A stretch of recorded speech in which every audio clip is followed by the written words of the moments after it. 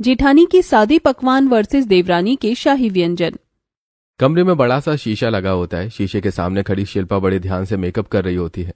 एक हाथ में लिपस्टिक, दूसरे में मोबाइल जिस पर ऑनलाइन शॉपिंग ऐप खुला होता है। बेड पर कपड़ों के पैकेट बिखरे पड़े होते हैं। आज तो मैं मॉल जाऊंगी, खूब सारी शॉपिंग करूंगी। ये वाला अब बहुत पुराना हो गया है, नया बनवाऊंगी, मॉडर्न स्टाइलिश। आखिर मैं इस घर की बड़ी बहू हूँ। वो आईलाइनर लगाते हुए हल्की मुस्कान देती है। तभी दरवाजा धीरे से खुलता है और कमला देवी कमरे में आ जाती है। शिल्पा उन्हें शीशे में देख लेती है लेकिन पलट कर नहीं देखती। शिल्पा, जितनी शिद्दत से तुम रोज मेकअप करती हो ना, उतनी शिद्दत से अगर खाना भी बना लिया करो तो घर में सब खुश हो जाए। मामी जी, किचन में टाइम खराब करने से अच्छा है बाहर से मंगवा लो। आजकल टेक्नोलॉजी का जमाना है और वैसे भी आपको तो पता ही है मैं कितना अच्छा खाना बनाती हूँ। वो जानबूझकर अच्छा शब्द पर जोर देती है। हाँ बेटा, मुझे पता है, कच्ची दाल, जले हुए पराठे सब अच्छे से याद है। इसलिए तो कह रही हूँ मम्मी जी, बाहर से मंगा लेते हैं, वरना मेरे हाथ का खाना खाकर आप लोगों का दिमाग खराब हो जाएगा। पर बहुत दुख होता है बेटा, जब दूसरों की बहुओं को देखती हूँ, वो बढ़िया बढ़िया स्वादिष्ट खाना बनाती हैं, ऐसा लजीज कि खाकर दिल खुश हो जाए। अगर इतना ही टेस्टी खाना चाहिए ना मम्मी जी, तो होटल ही खोल लेते हैं। रोज रोज उम्मीदें रखने से क्या फायदा। हाँ ठीक है, जो तुझे करना है वो कर ले। इससे बात करना मतलब भैंस के आगे पीन बचाना है। कमला कमरे से निकल जाती है। दुनिया बदल गई है मम्मी जी। कमला देवी बड़बड़ाती हुई सीढ़ियों से नीचे हॉल में आ जाती हैं। चेहरे पर गुस्सा और बेबसी साफ झलक रही है। हॉल में सब पहले से ही बैठे हुए होते हैं। कमला को इस हालत में देखकर सब चुप हो जाते हैं। कमला बिना कुछ कहे सोफे पर आकर भारी मन से बैठ जाती है। क्या हो मम्मी, भाभी ने देर से खाना बनाने से मना कर दिया क्या? हाँ बेटा, वही रटा रटाया जवाब, बाहर से मंगा लो, टेक्नोलॉजी का जमाना है। मम्मी, हम कब तक ऐसे ही बाहर का खाना और फीके पकवान खाते रहेंगे? बाहर का खाना खा कर मेरा तो पेट ही खराब रहने लगा है। राघव सही कह रहा है, इस खाने की वजह से तो मेरी बीमारी भी बढ़ती जा रही है। रोज रोज बाहर का खाना, ऊपर से ज्यादा नमक, मेरा बीपी हर दिन बढ़ जाता है। हाँ मम्मी, लंच टाइम पर शिल्पा या तो मुझे सूखी ब्रेड पकड़ा देती है या फिर बाहर से मंगाया हुआ खाना रख देती है। समझ नहीं आता ये सब कब तक चलेगा। तुम सब सही कह रहे हो, अब ये सब और नहीं चलेगा। अगर हम रोज इसके हाथ का फीका और बाहर का खाना खाते रहे तो एक दिन हम सब सच में बेड पर पड़ जाएंगे। अब मुझे ही कुछ सोचना होगा इस घर की सेहत और इस घर की रसोई को बचाने के लिए। कमला देवी पल्लू ठीक करती हुई शकुंतला आंटी के घर पहुंचती है। चेहरे पर हल्की झिझक और आंखों में उम्मीद होती है। बहन जी, आप मुझे जो रिश्ता बता रही थी वो रिश्ता अभी भी है क्या? अगर मैं अपने छोटे बेटे के लिए बात करना चाहूँ तो? हाँ बहन जी, रिश्ता तो अभी है, वो लोग अब तक लड़का ही ढूंढ रहे हैं। आप रुको, मैं अभी आपके सामने ही बात कर लेती हूँ। शकुंतला तुरंत फोन उठाती है और नंबर मिलाती है। हाँ मधु जी, आपने अपनी बेटी के रिश्ते के बारे में बताया था ना, तो मैं कल आपके घर लड़की वाले भेज रही हूँ। ठीक है बहन जी, भेज दीजिए, हमें खुशी होगी। कमला के चेहरे पर हल्की सी राहत आती है।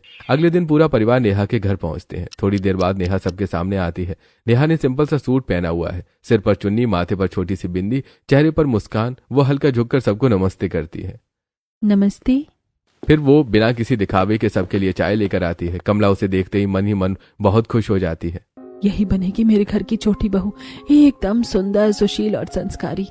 नेहा की सादगी और व्यवहार कमला के दिल को छू जाता है। कमला उसी पर ठान लेती है कि राघव की शादी उसी लड़की से होगी। कुछ देर बातचीत के बाद, भाई साहब, हमारी तरफ से रिश्ता पक्का है, हम इसी महीने शादी करना चाहते हैं। ठीक है भाई साहब, हमें भी कोई आपत्ति नहीं है। कमरे में खुशी का माहौल बन जाता है। नेहा चुपचाप खड़ी रहती है। घर में शादी की तैयारियां शुरू हो जाती हैं। ढोल, नगाड़े, हल्दी, मेहंदी, सब कुछ सादगी और खुशी के साथ होता है। कुछ ही दिनों बाद नेहा और राघव की शादी पूरे रीति रिवाजों के साथ हो जाती है। कमला देवी बहू को विदा करके घर लाते समय मन ही मन कहती है, शिल्पा के सादे पकवान को हटाकर अब यही बनाएगी घर के शाही व्यंजन। घर के आंगन में हल्की हल्की रोशनी, दरवाजे पर रंगोली बनी होती है। कमला देवी आरती की थाली लेकर खड़ी होती हैं। नेहा दहलीज पर आती है, सिर पर घूंघट, चेहरे पर संकोच भरी मुस्कान। सब लोग बड़े प्यार से उसका गृह प्रवेश करवाते हैं। आजा बेटा, लक्ष्मी बनकर आई है तू हमारे घर में। नेहा कलश गिराकर अंदर कदम रखती है। सब प्यार से बात करते हैं। भाभी, आप बहुत अच्छी लग रही हो।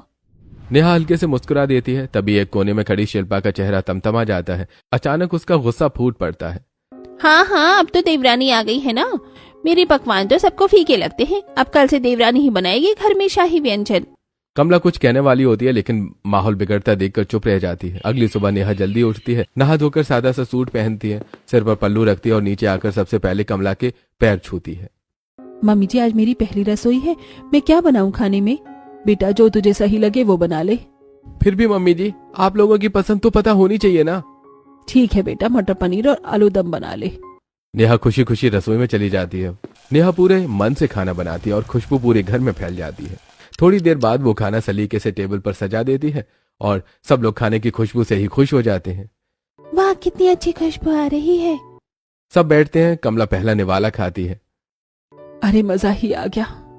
जेठानी के सादे पकवान और देवरानी की शाही व्यंजन, फर्क तो साफ नजर आ रहा है। आपने तो पहली ही बारी में बता दिया कि ये शाही पकवान बनाती है। पहले दिन तो मैंने भी सब कुछ बना दिया था। अगर तू पहले दिन दिल से बना देती ना तो हमें ये भी पता चल जाता कि तू कैसा खाना बनाने वाली है, लेकिन तूने तो पहले ही दिन सही से बनाया ही नहीं। शिल्पा कुछ कह नहीं पाती, तभी मोहन जी बात संभालते हैं। अरे ठीक है, अब सब चुप हो जाओ और शांति से खाना खाओ। शिल्पा गुस्से में चुपचाप खाना खाने लगती है। अगले दिन भी नेहा उसी सादगी से तैयार होती है। वो नीचे आती है लेकिन उसे कमला देवी कहीं नजर नहीं आती। इधर उधर देखने के बाद नेहा हल्की झिझक के साथ शिल्पा के कमरे की तरफ बढ़ती है। दरवाजा खटखटाकर अंदर आती है। शिल्पा बेड पर बैठी फोन चला रही होती है। दीदी आज मम्मी जी तो घर पर नहीं है, आप ही बता दो खाने में क्या बनाऊं? शिल्पा ऊपर से नीचे तक नेहा को देखती है, फिर तिरछी मुस्कान के साथ बोलती है। ओ गांव की गवार, आते ही अपने संस्कार में अछावर करने लगी। यहाँ मुझे क्या पता, जो बनाना है वो बना लो। वैसे भी तुम्हें तो बस सबकी तारीफ ही मिलती रहे। जाओ जाकर अपनी शाही पकवान बनाओ। यहाँ तो मेरे पकवान सबको फीके ही लगते हैं, चाहे मैं कितनी भी मेहनत क्यों न कर लूं। ठीक है दीदी। नेहा पूरे मन से रसोई में लग जाती है। उधर डाइनिंग टेबल पर सब बैठे हुए खाने का इंतजार कर रहे होते हैं। देखते देखते करीब 2 घंटे बीत जाते हैं। लगता है आज भी कुछ खास बनने वाला है। तभी नेहा एक एक करके डिशेस लेकर आती है और एक बर्तन में खुशबूदार पुलाव, दूसरे में मलाईदार मटर पनीर, साथ में नान, सब कुछ सलीके से टेबल पर सजा देती है। खाने की खुशबू पूरे हॉल में फैल जाती है। देखा आप लोगों ने, 2 घंटे में खाना बनाकर लाई है। इतनी देर में तो मैं कुछ भी बना देती और ऑर्डर भी कर देती, वो भी 10 मिनट में आ जाता। और आप सब मुझे कहते हो कि मैं कितने घंटे लगाती हूँ। भाभी आपके फीके पकवान खाने से तो अच्छा है कि हम थोड़ा वेट ही कर ले और शाही पकवान खा ले। शिल्पा का मुंह बन जाता है। दीदी 10 मिनट में भले ही इंसान का पेट भर जाए, लेकिन 2 घंटे के खाने से इंसान का दिल भरता है, क्योंकि खाना टाइम से नहीं मेहनत और प्यार से बनता है। शिल्पा को और गुस्सा चढ़ जाता है। अगले दिन घर के गार्डन में बड़े से पेड़ के नीचे कुर्सियां लगी होती हैं। सब लोग आराम से बैठे होते हैं। बेटा तेरी पहली रसोई की रस्म तो हो गई, लेकिन अभी तेरी एक और रस्म बाकी है। क्या मम्मी जी? तेरी मुंह दिखाई। अभी तक आस पड़ोस की औरतों को ठीक से पता भी नहीं चला कि मेरी छोटी बहू आ गई है। जैसे ही मैं उन्हें तेरे हाथ का खाना खिलवाऊंगी ना, सब खुशी के मारे पागल हो जाएंगी। इसलिए मैं सोच रही हूँ कि ये रस्म कल ही कर लेते हैं। हाँ ठीक है, कल वैसे भी बड़ा शुभ दिन है। बहू की मुंह दिखाई शुभ दिन पर ही होनी चाहिए। तो फिर तय रहा। नेहा सिर झुकाकर मुस्कुरा देती है। अगले दिन घर पूरा सजा होता है। आंगन में रंगोली, फूलों की झालरें, हर तरफ चहल पहल होती है। आस पड़ोस की औरतें एक एक करके आती हैं। नेहा सादे लेकिन सुंदर कपड़ों में सबको नमस्ते करती है। कमला और मोहन जी सबके सामने नेहा को गिफ्ट देते हैं। कमला जी आपकी छोटी बहू तो बहुत ही सुंदर है। बेटा ये मेरी तरफ से। वो नेहा को सोने की चेन पहनाते हैं। और ये मेरी तरफ से Payal. Thank you mummy ji. Thank you papa ji. तभी पास में खड़ी शिल्पा के मुंह से जलन भरा वाक्य निकल जाता है। मुझे तो आपने कभी ऐसा गिफ्ट नहीं दिया। तुम्हारा काम भी तो ऐसा नहीं था, तुम्हें कुछ ऐसा मिलता। याद है तुम्हें पहले अपनी रसोई में तुमने क्या बनाया था, और मुंह दिखाई में भी तुम पड़ोसनों के सामने हमारी कैसी बेइज्जती करवाई थी। मॉडर्न ड्रेस पहन कर आई थी तुम, और पता नहीं क्या क्या उल्टा सीधा बोलने लगी थी। हमारी इतनी बेइज्जती की थी तुमने, तुम्हें याद है या नहीं? शिल्पा गुस्से से लाल हो जाती है। तभी कुछ पड़ोसन औरतें आपस में फुसफुसाने लगती हैं। देखो देखो, उस समय तो ये बड़ी तीखी छुरी की तरह बोल रही थी, आज क्या हो गया, आज तो देवरानी से जल रही है। हाँ, देवरानी के आते ही जेठानी को आग लग जाती है। उनकी बातें सुनकर शिल्पा और ज्यादा झल्ला जाती है और गुस्से में वहां से चली जाती है। इधर बाकी औरतें नेहा के पास आ जाती हैं। बहू हो तो ऐसी हो, संस्कारी सादगी वाली, और खाना तो कमाल का बनाया है। आजकल ऐसी बहुएं कहाँ मिलती हैं। नेहा शर्माकर सिर झुका लेती है। कमला देवी दूर से ये सब देखकर मन ही मन खुश होती है। सही कहा था मैंने, ये घर की शान बनकर आई है। दिन बीतते जाते हैं। नेहा रोज पूरे मन से, प्यार और मेहनत से घर का खाना बनाने लगती है। कभी दाल बाटी, कभी कढ़ी चावल, कभी शाही सब्जियां। घर में हर वक्त सुकून भरी खुशबू है। धीरे धीरे घर में नेहा की इंपॉर्टेंस बढ़ने लगती है और उसी के साथ शिल्पा की अहमियत कम होती चली जाती है। अब घर में किसी को कुछ भी बनवाना हो सीधा नेहा से ही पूछ लेता है। भाभी चलो ना, मेरे कुछ दोस्त आने वाले हैं, आप कुछ बढ़िया सा खाना बना देना। हाँ दीदी, बिल्कुल बना दूंगी। क्या बनाओगे भाभी? मैं बिरयानी बना दूंगी, साथ में रसम भी, लेकिन थोड़ा सा सामान घर में नहीं है। कोई बात नहीं भाभी, चलिए हम दोनों शॉपिंग करके आते हैं। नेहा और रिया साथ साथ मार्केट जाती हैं। दोनों सब्जी, चावल, मसाले, दही सब खरीदती हैं। थोड़ी मस्ती के मूड में दोनों जंक फूड भी खा लेती हैं, चाट, मोमोज, और हंसते खेलते बातें करती हैं। आपके हाथ की बिरयानी के आगे तो बाहर का खाना भी फीका पड़ गया। अरे दीदी, कभी कभी बाहर का खाना भी खा लेना चाहिए। दोनों हंस पड़ती हैं। शाम को दोनों घर लौटती हैं। हाथों में शॉपिंग बैग होते हैं, चेहरों पर हंसी और अपनापन। दरवाजे के पास खड़ी शिल्पा उन्हें देखती है। उसके चेहरे पर जलन साफ दिखने लगती है। अब तो मुझे कोई भाव ही नहीं देता, हर बात में सब इसे ही बताते हैं, और इस घर में मैं हूँ भी या नहीं। अगले दिन रिया के दोस्त बैठे होते हैं और सब नेहा के हाथ का खाना बड़े चाव से खाते हैं। सबकी प्लेटें खाली हो जाती हैं। यार रिया, तेरी बड़ी भाभी तो बड़ा ही गंदा खाना बनाती है, लेकिन तेरी छोटी भाभी ने तो कमाल ही कर दिया। इतना टेस्टी खाना, ऐसा लग रहा है रोज तेरे घर ही आकर खाना खाना चाहिए। सच में यार, आज के बाद बाहर खाने का मन ही नहीं करेगा। अरे नहीं नहीं, जब भी आपका मन करे आ जाना, ये आपका ही घर है। रिया खुशी से नेहा को देखती है, लेकिन कमरे के एक कोने में खड़ी शिल्पा ये सब सुनकर अंदर ही अंदर जलने लगती है। उसका चेहरा उतर जाता है, आंखों में चिढ़ और ईर्ष्या साफ दिखती है। वाह, अब तो मेरे सामने ही मेरी बुराई और इसकी तारीफ हो रही है। अगले दिन मोहन जी अखबार रखते हुए नेहा को बुलाते हैं। बेटा नेहा, मेरे ऑफिस से कुछ लोग आने वाले हैं, क्या उनके लिए भी खाना बना दोगी? हाँ हाँ पापा जी, क्यों नहीं, आप बिल्कुल चिंता मत कीजिए। ठीक है बेटा। नेहा तुरंत तैयारी में लग जाती है। नेहा थैला लेकर बाजार जाती है। सब्जियां, मसाले, दही, चावल सब ध्यान से चुनती है। उधर घर की खिड़की से शिल्पा ये सब देख रही होती है। नेहा का सम्मान, भरोसा, सबका उस पर निर्भर होना। अब तो पापा जी भी इसे ही सब कुछ सौंपने लगे हैं। इस घर में मेरी कोई अहमियत ही नहीं बची। नेहा सामान लेकर घर लौटती है। शाम को कमला देवी बाजार से आती हैं। हाथ में 2 साड़ियों के पैकेट हैं। सब लोग हॉल में बैठे होते हैं। कमला मुस्कुराते हुए दोनों बहुओं को बुलाती है। आओ बेटा, तुम दोनों के लिए साड़ियाँ लाई हूँ। कमला पहले शिल्पा को एक साड़ी देती है, फिर नेहा के साथ में दूसरी साड़ी रखती है। नेहा साड़ी को माथे से लगाकर आदर से देखती है, लेकिन जैसे ही शिल्पा की नजर नेहा की साड़ी पर पड़ती है, उसका चेहरा बदल जाता है। नेहा की साड़ी उसे ज्यादा सुंदर और महंगी लगती है। शिल्पा एक पल भी नहीं रुकती, सीधे आगे बढ़कर नेहा के हाथ से साड़ी छीन लेती है। दीदी, हर अच्छी चीज पर सिर्फ मेरा ही हक है। ये साड़ी भी मेरी होगी, तुम ये रख लो बेकार वाली। वो अपनी साड़ी नेहा के हाथ में थमा देती है। नेहा कुछ नहीं कहती, बस सिर झुकाकर साड़ी थाम लेती है। घर वाले सब कुछ देख रहे थे। शिल्पा का कंपटीशन और जलन अब खुलकर सामने आ चुका था। कमरे में रिया और कमला देवी आपस में धीमी आवाज में बात कर रही होती हैं। मम्मी, आप देख रही हो ना, भाभी का कंपटीशन कितना बढ़ता जा रहा है। इनकी तो हद ही पार होती जा रही है। देख रही हूँ बेटा, लेकिन इसमें मैं क्या कर सकती हूँ। जिसके जैसे काम होंगे वही तो करेगा, और साफ सी बात है, जब कोई तारीफ के लायक ही नहीं होता तो उसकी तारीफ करेगा ही कौन। रिया चुप हो जाती है। तो उस पर ज्यादा ध्यान मत दिया कर। वैसे भी घर में उसका होना या ना होना अब एक ही बात है। रसोई में नेहा मन लगाकर खाना बना रही होती है। शिल्पा बाहर खड़ी होकर उसे देखती है। तुझे तो मैं बताती हूँ, तुझे तारीफ बटोरने का बहुत ही शौक है ना। अब मैं तुझे दिखाऊंगी कि तारीफें कैसे छीनी जाती हैं। तूने इस घर में मेरी वैल्यू गिरा दी, अब देख तेरे साथ क्या होता है। धीरे से बिना आवाज किए शिल्पा रसोई में घुसती है।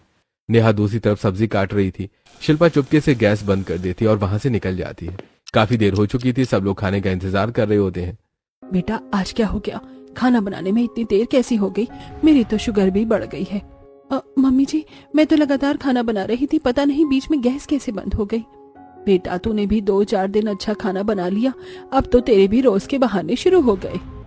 नेहा कुछ नहीं कह पाती, चुपचाप सिर झुका लेती है। अगले दिन घर पे बुआ जी और फूफा जी भी आ जाते हैं। नेहा खास तौर पर अच्छे खाने की तैयारी करती है। जब खाना बनकर तैयार हो जाता है और नेहा बाहर जाती है, उसी वक्त शिल्पा मौका देखकर रसोई में जाती है। वो खाने में नमक तेज कर देती है और चुपचाप वहां से निकल जाती है। थोड़ी देर बाद नेहा खाना चखती है। अरे, नमक इतना तेज? मैंने तो बहुत कम नमक डाला था, इतना कैसे बढ़ गया? वो बिना किसी को बताए चुपचाप खाना ठीक कर देती है। एक दिन नेहा रसोई में काम कर रही होती है, तभी उसकी नजर पड़ती है शिल्पा चुपके से खाने में तेज मिर्च डाल रही है। नेहा सब समझ जाती है। अच्छा, तो ये सब दीदी कर रही हैं। मैं जानती हूँ दीदी, आपके मन में मेरे लिए जलन भरी हुई है, लेकिन मैं कैसे भी करके इस जलन को खत्म कर दूंगी। यहाँ कुछ नहीं कहती, ना कोई झगड़ा करती है। अगले दिन शिल्पा चेहरे पर झुंझार लिए कमला देवी के पास आती है। मामी जी, मुझे थोड़े पैसे दे दो। कमला बिना जवाब दिए दूसरी तरफ देखने लगती है, जैसे उसने सुना ही ना हो। मामी जी, सुन रही हो ना? कमला फिर भी अनसुना कर देती है। शिल्पा 2-3 बार और कहती है, लेकिन कमला एक शब्द नहीं बोलती। पापा जी, मुझे कुछ पैसे चाहिए थे। बेटा, हमारे पास अभी नहीं है। शिल्पा का चेहरा उतर जाता है। उसे साफ महसूस हो जाता है कि घर में उसकी इंपॉर्टेंस अब बिल्कुल जीरो हो चुकी है। अगले दिन दोनों भाई ऑफिस के कपड़ों में तैयार होकर ड्राइंग रूम में खड़े होते हैं। नेहा, आज हमारे ऑफिस से कुछ स्पेशल गेस्ट आने वाले हैं। डिनर बहुत अच्छा होना चाहिए, ऐसा कि खाकर उनका दिल खुश हो जाए। ये डील हमारे काम पर भी असर डालेगी। आज का खाना मैं बनाऊंगी, देखना मेरे हाथ का खाना खाकर वो उंगलियां चाटते रह जाएंगे। तुम तो रहने दो शिल्पा। हाँ, अगर तुमने खाना बनाया ना, तो शायद वो लोग खाना शुरू करने से पहले ही भाग जाए। नहीं, आज चाहे कुछ भी हो जाए, खाना मैं ही बनाऊंगी। मैं इस घर की बड़ी बहू हूँ, आज का डिनर मैं ही बनाऊंगी। सब चुप हो जाते हैं। शिल्पा पूरी मेहनत में रसोई में जुटी होती है। सब्जियां काटना, मसाले पीसना, बार बार रेसिपी देखना, वो हर काम घबराहट और जिद के साथ कर रही होती है। बाहर से कमला देवी रसोई की तरफ देखकर हल्की हैरानी से बोलती हैं, अरे आज तो सूरज ही कहीं और से निकला है। आज तो शिल्पा सुबह से रसोई में लगी पड़ी है। लगता है आज डील पार्टनर्स का दिल जीत कर ही मानेगी ये। रसोई में हलचल होती है, लेकिन ये हलचल स्वाद की नहीं, घबराहट की होती है। शिल्पा एक के बाद एक बर्तन संभाल रही होती है, पर हर कोशिश जैसे बिगड़ जाती है। कढ़ाई में आलू टमाटर की सब्जी में पानी भरा होता है। दूसरी तरफ मटर पनीर की सब्जी में पनीर जल जाता है। शिल्पा घबरा कर चम्मच चलाने लगती है। अरे नहीं, पनीर तो जल रहा है। वो जैसे ही कढ़ाई उतारती है और चावल आधे कच्चे होते हैं। हे भगवान, ये क्या हो गया? शायद मुझे खाना बनाना कभी आएगा ही नहीं। उसके हाथ कांपने लगते हैं, आंखों में डर साफ होता है। घर में मेहमान आने वाले होते हैं। शिल्पा चुपचाप रसोई से बाहर निकल जाती है और बरामदे में आकर बैठ जाती है। मोबाइल खोलकर वो जल्दी जल्दी ऑनलाइन रेसिपी देखने लगती है। अगर अभी कुछ समझ आ जाए तो मेरी इज्जत बच जाएगी। दूर ये सब नेहा देख रही थी। वो बिना कुछ कहे, बिना शोर किए धीरे से रसोई में चली जाती है। नेहा सबसे पहले आलू टमाटर की सब्जी में पानी निकालती है। मटर पनीर में जले हुए टुकड़े निकालकर ताज़ा पनीर डालती है। चावल में थोड़ा पानी डालकर उन्हें ढक देती है। कुछ ही देर में रसोई से खुशबू आने लगती है। तभी डोरबेल बजती है। सब लोग गेट की तरफ बढ़ते हैं। नेहा चुपचाप रसोई से निकल जाती है और जैसे कुछ हुआ ही ना हो। शिल्पा वापस रसोई में आती है तो वो खाना परोसने लगती है। हे भगवान, तुझे पता है ना ये खाना अच्छा नहीं बना है, लेकिन आज मेरी इज्जत बचा लेना। सब लोग खाना शुरू करते हैं। शिल्पा का दिल जोर जोर से धड़क रहा होता है। आज मैं फिर अपने घर वालों की इज्जत मिट्टी में मिला दूंगी। ये गंदा खाना खाकर सब मेरी इंसल्ट करेंगे। नेहा, आज तो तुमने बहुत ज्यादा अच्छा खाना बनाया है। भैया, आज का खाना मैंने नहीं, दीदी ने बनाया है। वो सुबह से ही रसोई में लगी हुई थी। क्या सच में? अब सबकी नजरें शिल्पा पर टिक जाती हैं। देखिए, आपकी वाइफ तो बहुत अच्छा खाना बनाती है। हम तो बहुत ज्यादा इम्प्रेस हो गए। हाँ मयंक, महीने में एक टिफिन तो अपनी वाइफ के हाथ के खाने का बना लिया करो। आज तो खाना खाने में मजा ही आ गया।